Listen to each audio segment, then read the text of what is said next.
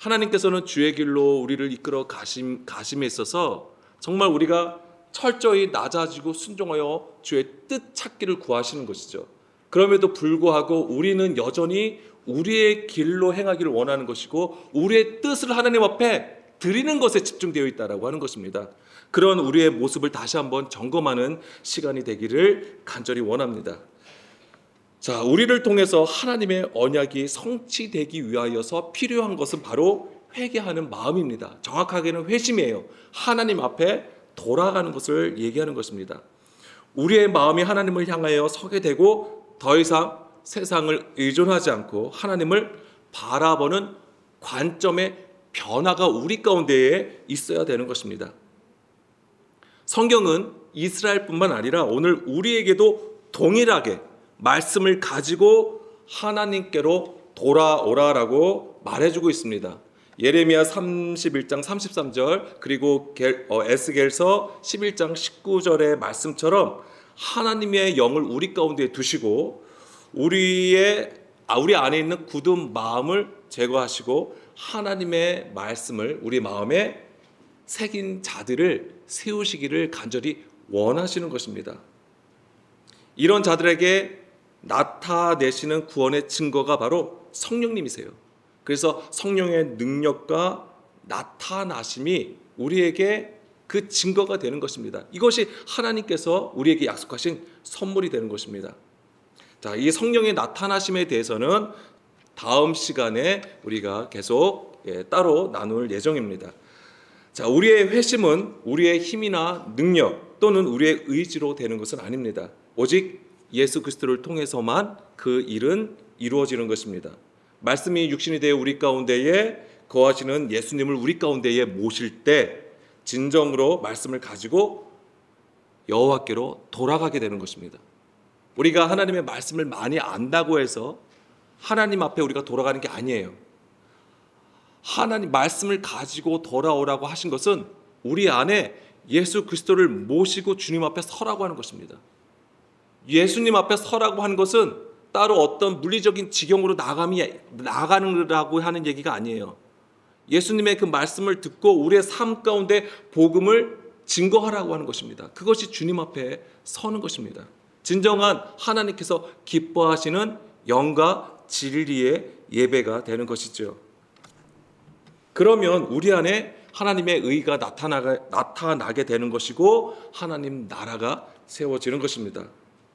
이것의 출발점이 되는 것이 회개인 것이고 이 회개의 과정을 상징하는 지경이 바로 광야가 되는 것입니다. 표면적인 광야는 죄의 결과의 모습처럼 보입니다. 황폐하고 사나운 들짐승들이 많고 목이 마른 곳입니다. 물이 없는 곳입니다. 그러나 그곳은 하나님께서 돌아오게 하시는 회개의 자리가 되는 것이고 하나님께서 하나님의 백성들을 세우시는 양육의 장소가 되는 것입니다. 하나님의 말씀이 임하는 장소가 바로 광야라고 하는 거예요. 왜 하나님의 말씀이 임할까요? 왜 그곳에 우리가 하나님의 말씀에 집중할 수 있을까요? 아무것도 없기 때문이에요. 사람의 것, 사람의 관계, 사람의 세워진 많은 것들이 황폐된 지경이 바로 광야이기 때문에 그렇습니다. 그렇다고 우리가 현실에서 사람의 관계를 완전히 끊고 살으라는 얘기가 절대 아닙니다. 우리 안에 우선순위를 하나님 앞에 두라고 하는 것이죠. 하나님이 기뻐하시는 제단을 세워놓고 우리가 하나님 앞에 나아가자는 얘기가 되는 것입니다.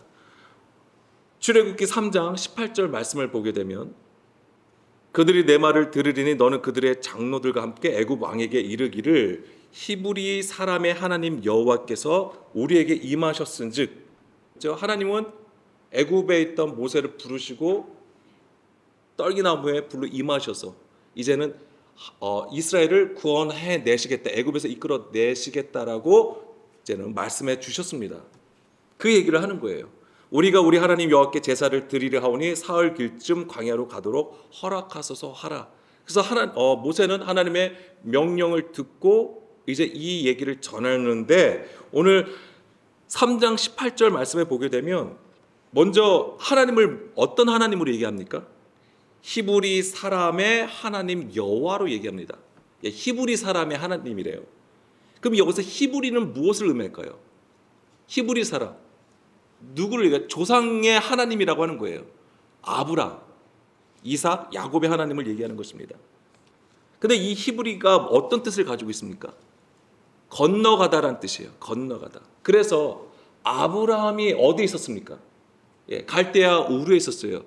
갈대아 우르에서 하나님의 약속을 받고 어디로 오죠? 가나안 땅으로 오잖아요. 그때 강을 건너서 들어오게 된 거예요. 그래서 이 얘기가 히브리 사람이라고 하는 것은 건너서 들어온 자를 얘기하는 것입니다.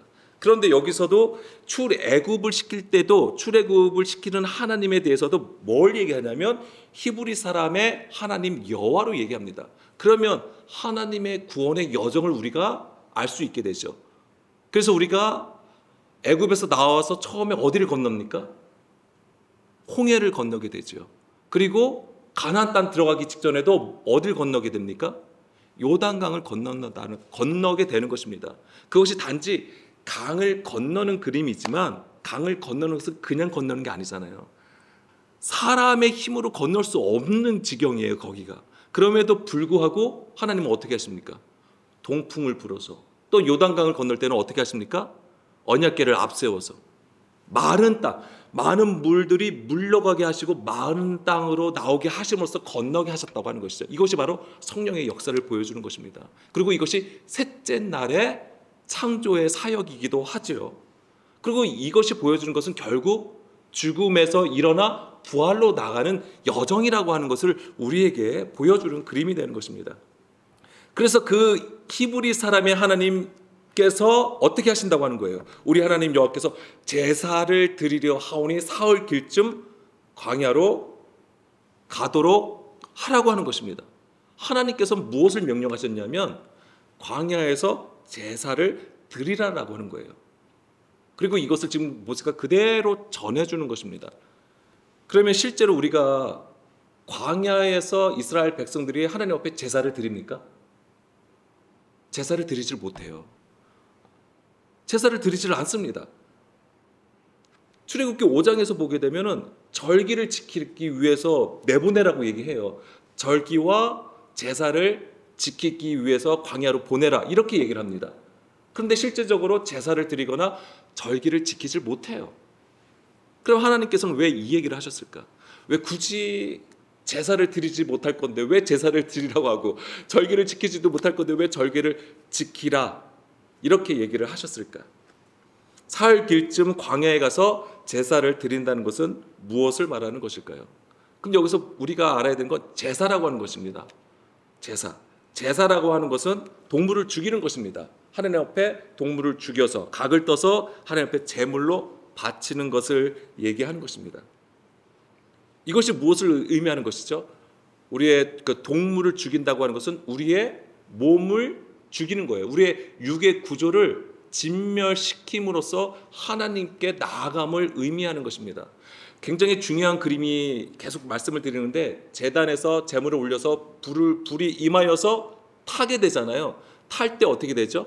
연기가 난다고 하는 것이죠.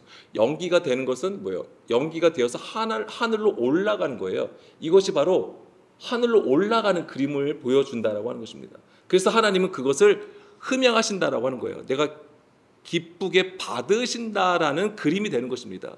그리고 그 동물의 것은 어떻게 돼요? 불에 타면 무엇이 되죠? 재가 되는 것이죠. 고운 가루가 되는 것이죠. 이것이 광야 여정을 통해서 하나님께서 이끌어 가시는 그림이에요. 애굽에서 나온 이스라엘 백성들을 향하여 하나님께서 어떻게 하시겠다라고 하시는 그림을 우리에게 보여주시기 위해서 광야에서 제사를 드리라라고 하신 것입니다. 하나님은 출애굽을 시킨 이스라엘의 그 육의 구조를 진멸하시겠다고 작정하여 인도하신 지경이 바로 광야였던 것입니다. 그런데 여기에 하나님의 은혜가 있다라고 하는 것이잖아요. 사흘 길쯤 광야로 가도록 허락하라예요. 사흘 길쯤 광야에 가게 하셨다고 하는 것입니다. 이 사흘 길이 의미하는 것은 무엇입니까? 제 셋째 날이기도 하면서 부활을 의미한다고 하는 것입니다. 부활의 약속이에요. 육의 구조가 진멸되는 것은 죽음이에요.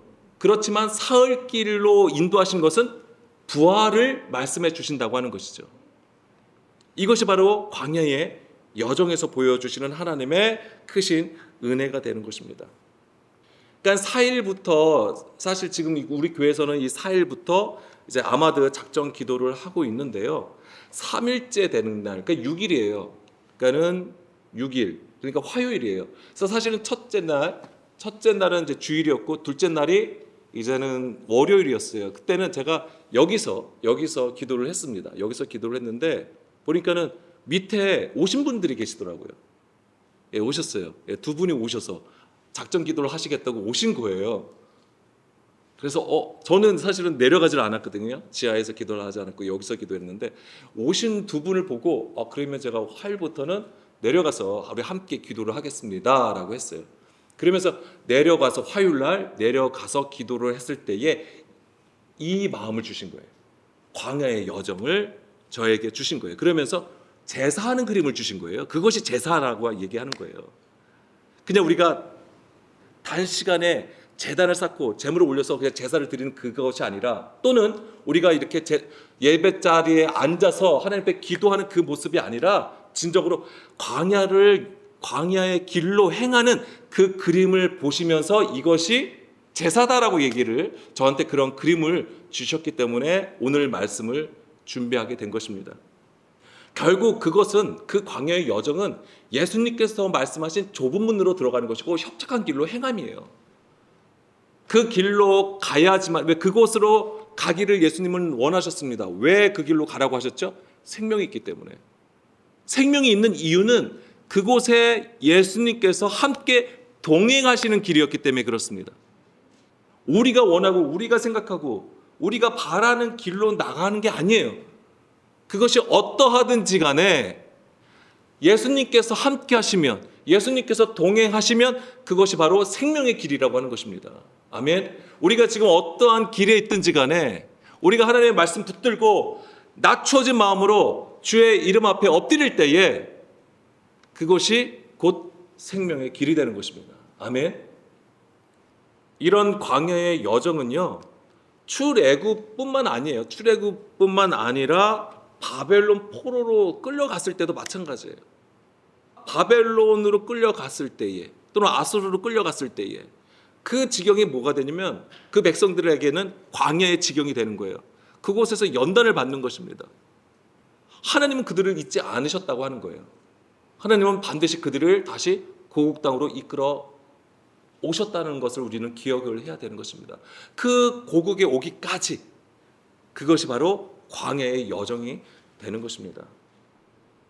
하나님의 말씀을 불순종한 이스라엘의 죄의 결과로 예루살렘 성이 무너지고 성전이 파괴되고 포로로 끌려가게 되지만 그곳에서 절망할 수밖에 없고 영적 침체에 빠질 수밖에 없음에도 불구하고 하나님은 그들을 위로하신다고 하시고 그들을 반드시 하나님이 약속의 지경으로 다시 이끌어 가시게 되는 것입니다. 그것이 이제 이사야 40장 1절 말씀이 되는 것이죠. 너희 하나님이 이르시되 너희는 위로하라, 내 백성을 위로하라. 아멘. 우리 어떤 감정적인 부분을 위로하심도 있으시겠지만은 여기서 위로하신다고 하는 것은 하나님께서 하나님과 멀어졌던 관계가 다시 회복이 되고 회개의 길을 열어 주심으로써 하나님께서 약속하신 지경으로 인도에 가심을 얘기하는 것입니다. 이제는 노역의 때가 끝나고, 2절이죠. 그 노역의 때가 끝나고 죄 사함을 받는 것을 얘기하는 거예요. 그것이 이제 은혜의 시작이라고 하는 것이죠. 그래서 그 출발점이 바로 지난 주일에 나눈 것처럼 언약의 갱신이라고 하는 거예요. 근데 이 언약의 갱신에서 가장 중요한 것이 뭐였냐면, 그 출발점이 뭐였냐면 회개라고 하는 거예요. 하나님이 아무리 우리를 부르셔도 우리가 무반응하면 아무 소용이 없는 거예요. 하나님의 그 말씀에 온전히 듣고 우리가 반응하여 서야 되는 거잖아요. 그러니까 회개보다는 회심이에요. 우리의 마음에 변화가 있어야 되는 거예요. 하나님을 향하여 반드시 섬이 있어야 되는 것이죠. 거기서 출발하는 거예요. 그 출발점이 바로 출애굽이었던 거예요. 우리는 예수님의 십자가로 구원을 받았다고 하지만 그것이 출애굽이에요. 출애굽에서 구원이 이루어집니까? 아니에요. 하나님은 가나안 땅으로 이끌어 가시기 위해서 우리를 어디로 거치게 하십니까? 광야를 거치게 하시는 거예요. 하나님의 부르심이 있다면 우리는 반드시 우리의 육의 죽음을 반드시 경험해야 되는 거예요. 여기서 육이라고 하는 걸 우리가 정말 죽으라는 얘기가 아니에요. 육의 구조, 육신의 생각, 하나님의 말씀에 복종하지 않은 우리의 생각, 그 죽음이 있어야 된다고 하는 거예요. 진멸됨이 있어야 되는 것이죠. 그것을 하나님은 광야의 제사로 보여주시는 거예요. 그게 광야의 여정이에요. 우리가 지금 황폐하고 어렵고 힘들고 그 현실 속에 우리가 그대로 있으면 그냥 낙심하고 넘어질 수밖에 없는 거예요. 그렇지만 그 안에서도 주의 이름을 부르고 그리스도 발견하기를 원하는 자들을 향하여 하나님은 어떻게 날마다 만나를 주시는 것이고, 반석을 쪼개어 물을 주시는 것이고, 주의 길로 인도해 가시는 것입니다. 그런 자들 위해 하나님께서 불기둥, 구름기둥으로 임하시는 거예요. 말씀으로 임하여서 우리를 이끌어 가신다고 하는 것입니다. 그것이 바로 하나님 앞에 드리는 제사가 되는 것이죠. 그래서 하나님께서 우리를 위로하심으로써 이끌어 가시는 것이 바로 이 광야의 길이 되는 것이죠. 그래서 하나님께서 진정으로 기뻐하시는 회개는 성전 안에서 또는 교회 안에서 시작되는 것이 아닙니다. 그 광야에서 이루어진다라고 하는 것입니다. 광야에서. 그래서 지금 이곳이 광야이기도 합니다. 광야이어야 되는 거예요. 우리의 가정이 광야이어야 되는 거예요. 애굽, 광야, 그리고 가나안 땅, 이 여정을 우리에게 성경은 보여주는데 이것은 단순히 한 민족의 이동 경로를 보여주는 게 아닙니다. 하나님의 백성이라면 반드시 통과해야 하는 구속사가 되는 거예요. 하나님의 구속의 일이 되는 것이죠. 애굽이라고 하는 것은 무엇입니까? 세상이에요. 육신, 제 가운데 있는 상태를 얘기하는 것입니다. 거기서부터 출애굽, 분리시키시는 작업을 하시는 것이죠. 그것은 우리는 예수님의 십자가로 우리 가운데 하신 일이에요. 그래서 우리 안에 있는 율법 조문, 사람의 계명으로부터 우리를 분리하여 내시는 것이죠. 그래서 진리 가운데 세우시는 것입니다. 그래서 이제 빛 가운데로 이끌어 가시는 것인데, 빛 가운데로 이끌어 가심이 뭐예요? 이게 광야가 되는 것입니다. 그래서 빛 가운데로 행하여 가실 때는 우리 안에 뭐예요? 우리의 어둠을 보게 하시는 거예요. 그럼 어둠을 본 자는 반드시 회개하게 되어 있어요. 하나님 앞에 울부짖게 되어 있다고요. 그래서 광야는 자기가 부인되는 회개의 장소가 되는 것이고, 가나안은요, 하나님 나라의 상속을 얘기하는 것입니다. 하나님의 나라와 안식을 상징하는 것이 바로 가나안 땅이 되는 것이죠. 그렇기 때문에 이 안식에 들어가기 위해서는 반드시 광야를 거쳐야 한다고 하는 것입니다. 자, 우리는 하나님께서 광야로 인도하신 목적을 잘 알고 있습니다. 자, 요한계시록 12장 6절 말씀해 보게 되면, 그 여자가 광야로 도망하며 거기서 1260일 동안 그를 양육하기 위하여 하나님께서 예배하신 곳이라. 광야는 하나님께서 예배하신 곳이에요. 왜요? 양육하시기 위해서. 하나님의 양육은 말씀으로 하시는 것입니다. 그리고 우리가 잘 알고 있는 것처럼 신명기 8장 2절에서 3절 말씀에서 보듯이 너희를 낮추시고 줄이게 하기 위해서. 그렇게 하신 이유는 무엇입니까? 하나님의 입에서 나오는 모든 말씀으로 살아가는 백성으로 세우시기 위해서 광야로 인도하시는 것입니다. 물론 이 40년 동안의 광야 생활은 이스라엘 백성들이 가나안 정탐을 할 기회가 있었어요. 가나안은 애굽에서 나와서 2년쯤 될 때에 가나안 정탐을 했습니다. 그때에 하나님의 언약을 어떻게 하는 거예요? 악평하게 되잖아요.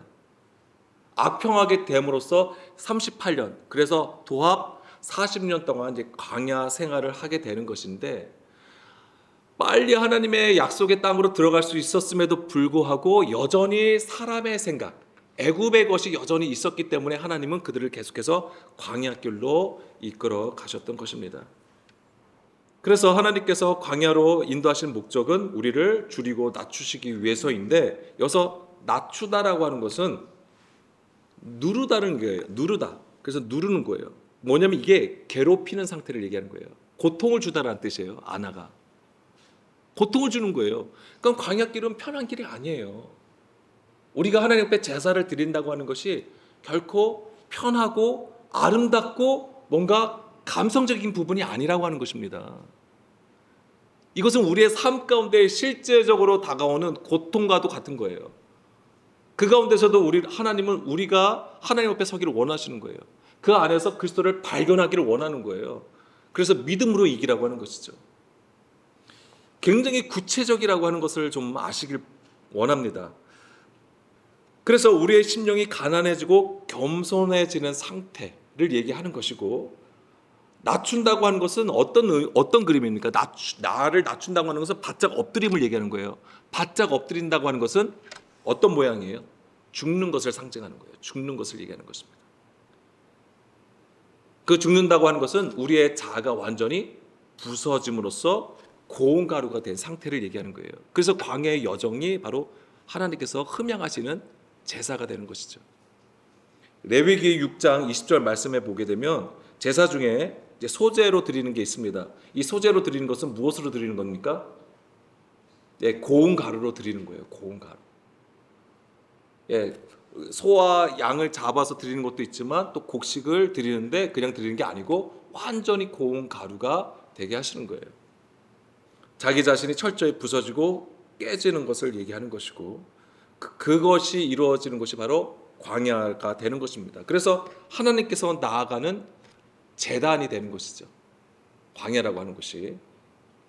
그래서 그 광야를 지나가는 자가 하나님께서 받으시는 제물이 되는 거예요.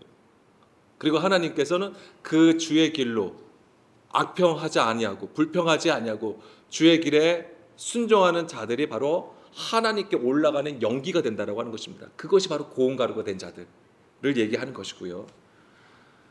자, 이런 그림들은 세례 요한을 통해서도 우리가 알 수 있습니다. 세례 요한, 마태복음 3장 1절에 보게 되면 세례 요한이 어디에서 복음을 전파하죠? 유대 광야에서 한다고 하는 것입니다. 광야예요. 거기서도 굉장히 상징적인 인물이기도 하고, 그가 활동한 곳이 유대 광야라고 하는 것입니다. 그가 외친 것이 무엇입니까? 회개하라, 천국이 가까이 왔다라고 하는 거잖아요. 그러면서 3절에 이사야의 말씀을 인용해서 얘기하는 거잖아요. 광야에 외치는 자의 소리가 있어 이르되 너희는 주의 길을 준비하라, 그가 오실 길을 곧게 하라, 이것을 외치게 되는 것이죠. 이 얘기는 세례 요한도 어떠한 상태를 얘기하는 것이죠?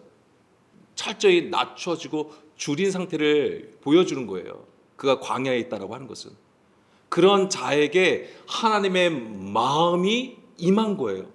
주의 영이 임함으로써 가장 우리에게 필요한 생명의 말씀을 전해주신 것입니다. 그것이 회개하라예요.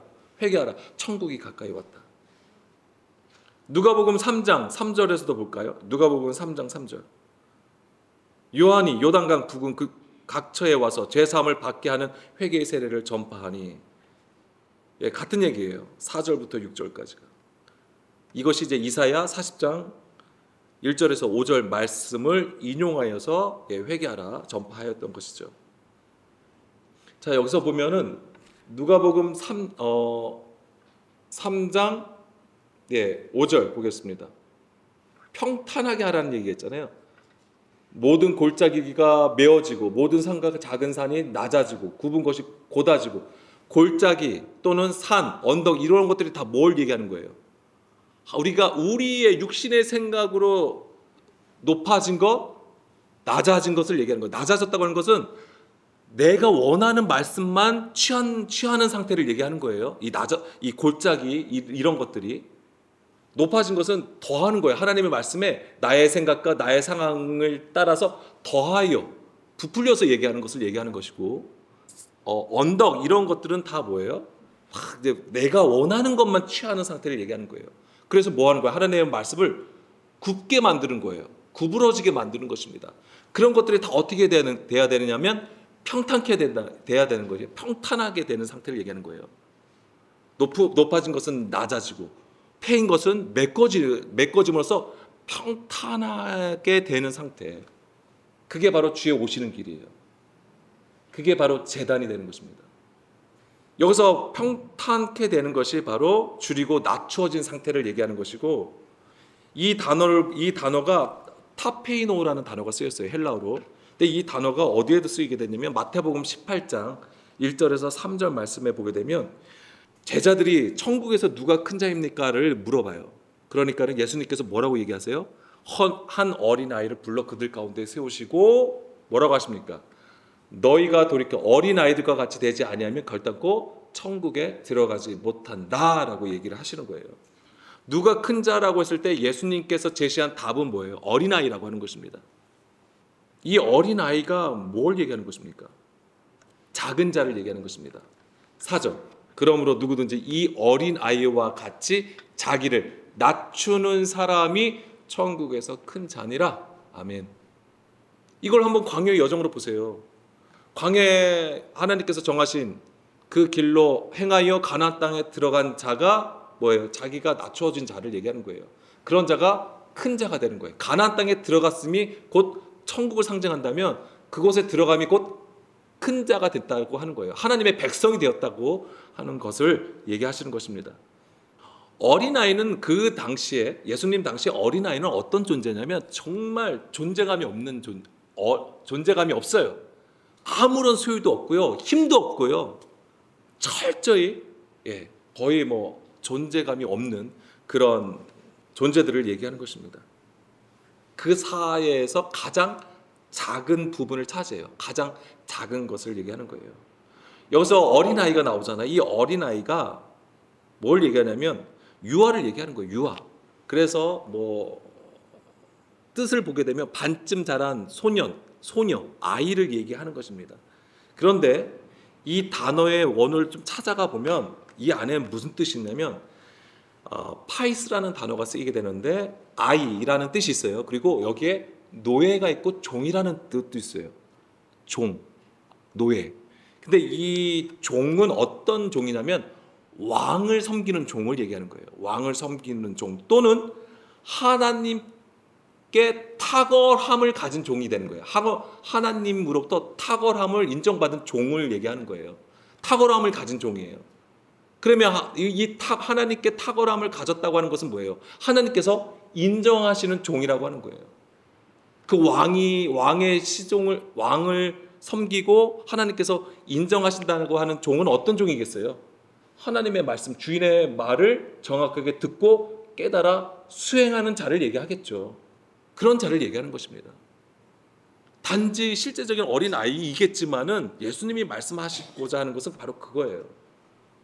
그런 자가 바로 하나님 앞에 줄이고 낮추어진 자이고 그들이야말로 진정으로 천국에서 크다라고 얘기해 주시는 것입니다. 그래서 하나님의 말씀을 듣고 순종하는 자는 그 마음에 굳은 마음이 없어요. 부드러운 살처럼 듣는 마음이 된 자들을 얘기하는 것입니다. 그것이 뭐예요? 고운 가루가 되었다고 하는 거예요. 고운 가루가 되었다. 이런 자들이 하나님의 말씀을 받았으면요, 또 복음을 전하게 되어 있어요. 근데 복음을 전할 때에 그냥 전하는 게 아니에요. 복음을 전한다고 하는 의미는 뭐냐면 양식을 나눠줌을 얘기하는 거예요. 그 양식을 나눠줄 때 그냥 우리가 곡식을 알곡 있잖아요. 그냥 알곡 그냥 내주는 게 아니에요. 어떻게 해야 돼요? 양식이 되려면 빵을 만드는 거잖아요. 그 이스라엘 문화는 빵이잖아요. 가루를 만들어야 되는 거예요. 그 상태를 얘기하는 거예요. 그러니까 우리의 마음이 가루가 된 자들이 복음을 전할 수 있는 것입니다. 마태복음 13장 31절 말씀에 보게 되면은 또 비유를 들어 이르시되 천국은 마치 사람이 자기 밭에 갖다 심은 겨자씨 한 알 같으니. 자, 여기서 보게 되면 천국 얘기가 나오죠. 천국 비유예요. 근데 여기서 나오는 것은 겨자씨 한 알이에요. 겨자씨 한 알. 그럼 이 겨자씨 한 알이 의미하는 것은 무엇입니까? 32절, 이는 모든 씨보다 작은 것이로되 자라는 후에는 풀보다 커서 나무가 되며 공중의 새들이 와서 그 가지에 깃들인다라고 되어 있습니다. 그러니까 뭐예요? 작은 것이 뭐예요? 풍성하게 된 상태를 얘기하는 거예요. 이것이 천국을 얘기하는 것인데 뭐라고 하냐면 겨자씨가 나오는 거예요. 근데 겨자씨는 모든 것 중에서 작대요. 실제 가장 작은 씨는 아니에요. 겨자씨가. 그거보다 더 작은 씨들도 있어요. 근데 여기서 겨자씨를 가장 작다라고 얘기를 해줍니다. 하나님의 관심은요, 이 지극히 작은 것 하나에 있다라고 하는 거예요. 그래서 지극히 작은 것 하나에 있다라고 하는 것. 이게 아까 좀 전에 얘기로 보자면 바로 어린아이 한 명에 하나님은 관심이 있다라고 하는 거예요. 자기를 낮추는 자에게, 마음을 낮추는 자에게 하나님의 관심이 있고 그를 주목하신다라고 하는 것입니다. 왜요? 그를 통해서 하나님 나라를 세우시기 때문에 그렇습니다. 마태복음 18장 3절, 4절 말씀. 바로 이 어린아이를 하나님께서는 이제 주목하게 되시는 것이고요. 그 다음에 5절, 6절 말씀 계속 보겠습니다. 잠깐. 또 누구든지 내 이름으로 이런 어린아이 하나를 영접하며 곧 나를 영접함이니 누구든지 나를 믿는 이 작은 자 중 하나를 실족하면 차라리 연자 맷돌이 그 목에 달려서 깊은 바다에 빠뜨려지는 것이 나았다라고 얘기하세요. 그러니까 여기서도 보게 되면 지극히 작은 자 하나, 이 어린아이는 자기를 낮추는 자이고 이가 곧 지극히 작은 자 하나라고 하는 것입니다. 그리고 예수님이 말씀하시잖아요. 지극히 작은 자 하나를 영접함이고 나를 영접한다. 나를 영접하는 거와 같다라고 말씀해 주시는 거잖아요. 여기서 작은 자가 나오는데요. 작은 자, 미크로스예요. 이게 뭐냐면 가장 작은 걸 얘기하는 거예요. 가장 작은 것을 뜻합니다. 그래서 누가복음 9장 48절 말씀해 보게 되면 나를 영접하는 자가 곧 너희 모든 사람 중에 가장 작은 그가 큰 자라고 말씀해 주시고요. 계시록 3장 8절에서도 요한계시록 3장 8절에서도 여기서 이거 빌라델비아 교회에 대한 얘기인데 여기서도 보게 되면 볼지어다 내가 내 앞에 열린 문을 두었을 때, 이 열린 문을 두었다는 얘기는 밤낮이 없다는 얘기예요. 그 얘기는 하나님 앞에 항상 그 앞에 있음을 얘기하는 것입니다. 능히 닫을 사람이 없으리라. 내가 내 행위를 아노니 내가 작은 능력을 가지고서도 내 말을 지키며 내 이름을 배반하지 아니하였다라고 칭찬해 주세요. 여기서 보면은 빌라델비아 교회가 가진 것, 그가 칭찬을 받은 것이 뭐냐면 내가 작은 능력을 가졌다고 하는 거예요. 작은 능력. 이 작은 능력이 무엇을 얘기하겠습니까? 그리스도의 믿음을 가지고 있다고 얘기하는 거예요. 예수님의 믿음을 얘기하는 거예요. 내 말을 지켰다. 듣고 지킴. 듣다. 들음이 뭐예요? 믿음이잖아요. 작은 능력이라는 것은 바로 예수님의 그 믿음을 얘기하는 거예요. 그것을 가지고 하나님의 뜻을 따랐다고 하는 거예요. 그것이 바로 하나님의 이름을 배반하지 않는 거예요. 이것이, 이 작은 능력은 결코 작은 능력이 아니라고 하는 것입니다. 고린도후서 10장 3절에서 5절 말씀입니다. 우리가 육신으로 행하나 육신에 따라 싸우지 아니하노니 우리의 싸우는 부기는 육신에 속한 것이 아니요 오직 어떤 견고한 진도 무너뜨리는 하나님의 능력이라. 아멘. 모든 이론을 무너뜨리시고 하나님을 아는 것을 대적하여 높아진 그 모든 것들을 다 무너뜨리시는 하나님의 강력함을 얘기하는 거예요. 이게 하나님의 능력이에요. 이것이 바로 빌라델비아 교회가 가지고 있던 작은 능력이었던 거예요. 이게 그리스도의 믿음이에요. 지극히 작은 자가 된 예수님, 그 예수님과 함께 동행하며 나아가는 광야길에서 바로 이 일이 일어나는 것입니다. 우리의 삶 가운데에 진정한 광야의 제사를 드렸을 때에 우리 안에는 견고한 진이 무너지는 것입니다. 우리 스스로가 하나님을 잘 안다라고 했던, 우리 스스로가 높아졌던 그 모든 바벨탑이 무너지는 거예요. 모든 견고한 진과 모든 이론은 다 뭐예요? 자기라고 하는 구조예요. 자기 구조. 내 안에 내가 하나님을 아는 것도 내가 하나님을 알고 내가 믿는 것이고 내가 예배 드리는 것이고 그것이 예배의 모습이고 기도의 모습이고 하나님 앞에 섬기는 모습이라 할지라도 내가 중심이면 이거는 하나님 앞에 내가 바벨탑을 쌓은 거와 같다라고 하는 것입니다. 이것이 무너지는 지경이 바로 광야라고 하는 거예요. 우리는 세례 요한의 광야의 외침, 그리고 예수님의 공생애를 시작하시면서 회개하라 천국이 가까이 왔다라고 하신 말씀을 반드시 들어야 되는 것입니다. 그리고 예수님께서 공생애를 시작하시면서 성령님에 이끌려서 어디로 가게 되시죠? 광야로 가시는 거예요. 왜 예수님은 광야로 가시냐고요? 이유는 분명한 거예요. 하나님께서 정하신 뜻이에요, 그게. 그리고 우리가 하나님과 동행하기를 원하고 하나님을 따라가기를 원한다고 한다면 우리 또한 광야를 반드시 지나가야 되는 것입니다. 마가복음 1장 12절, 13절 말씀이잖아요. 성령이 곧 예수를 광야로 몰아내신지라. 성령님께서 우리에게 복을 주시고 축복하시고 부족한 거 채워주시고 모르는 거 알게 하시고 하나님의 백성답게 살아가게 하는 것들을 허용하시는 그 하나님의 능력으로 생각을 하시지만 그것은 우리가 나중에 정말 나중에 하나님께서 완전히 하나님의 곳간에 들어가는 알곡이 되었을 때 그러한 복을 누리시면 되는 거예요. 그렇지만 그 과정은 결코 그렇지 않다라고 하는 것이고 또한 우리가 그 곳간에 들어갔다고 해서 이제는 나는 만사 형통이야 이렇게 생각하시면 안 돼요. 하나님께서 우리의 부르신 이유는 무엇에 있습니까? 물론 우리를 하나님의 백성으로 세우세요. 진리를 가진 자로 세우시지만 결국 하나님은 우리를 또 어떻게 하시는 거예요? 복음을 전하는 자로 세상에 보내신다고 하는 거예요. 그럼 세상에 온 자들은 편안하게 삽니까? 아니에요. 편안하게 사는 게 아니에요. 복음을 전하는 거잖아요. 진리를 가진 자들, 복음을 가진 자들, 복음을 전할 때 세상은 그래 내가 그 복음의 소리를 들을게요 하고 가만히 있나요? 아니에요. 대적하죠. 대적하게 되어 있어요. 그래서 믿음의 선진들을 보세요. 어느 누가 편하게 하나님의 말씀을 전한 자가 누가 있습니까? 없어요. 다 대부분 하나님의 말씀을 증거하다가 순교하게 되어 있어요. 다 순교하라고 말씀드리는 게 아니라 고난이 따른다고 하는 거예요. 결국 그걸 말씀드려요. 그렇지만 그 고난이 결코 넘어뜨릴 수 없다. 왜요? 우리 안에 그리스도의 믿음으로 세워진 자들이기 때문에, 천국에 있는 자들이기 때문에 두려움도 없는 것입니다. 육체의 것으로 절대 이길 수가 없는 존재가 된다라고 하는 것입니다. 예수님도 이렇게 광야에 들어가셔서 시험을 받으시고 양육을 받으니까 훈련을 받으시는 거예요. 예수님은 말씀을 가지고 오신 아버지로부터 그 진리의 말씀을 가지고 오심으로써 이 사단 마귀의 시험을 능히 그 말씀으로 이기시는 것을 우리에게 보여주는 것입니다.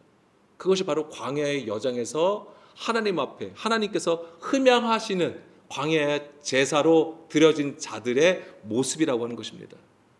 그런 자가 바로 하나님 나라를 진정으로 소유하게 되는 것이고, 비록 광야에 있다 할지라도 그곳이 천국이요 하나님 나라가 되는 것입니다. 아멘. 오늘도 그 하나님 나라를 소유한 자로 우리 모두가 주님 앞에 서기를 간절히 원하는 것이고, 우리가 어떠한 지경과 어떠한 상황에 있다 할지라도 하나님이 기뻐 받으시는 제사로, 하나님이 기뻐 받으시는 산 제물의 제사로 주님 앞에 서기를 간절히 축복합니다.